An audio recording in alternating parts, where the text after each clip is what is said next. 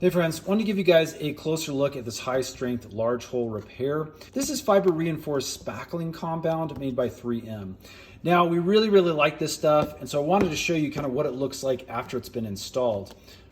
Now here's a peek inside the container. You can see that the fibrous material here is actually moldable. It looks and feels a little bit like clay, but comes off fairly easily.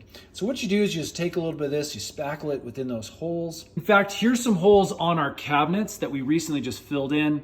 This stuff just dried, and as you can see, it leaves a little texture. And so now this is ready to be nice and sanded down and then painted over so that those holes disappear. Here is some of the holes on this side of the cabinetry that we already filled in. You can just barely see them if you get in the right light over here. But it really has done a good job of making things smooth and almost to the point where they have disappeared. So that's the 3M high strength large hole repair compound. Great stuff, definitely recommend it.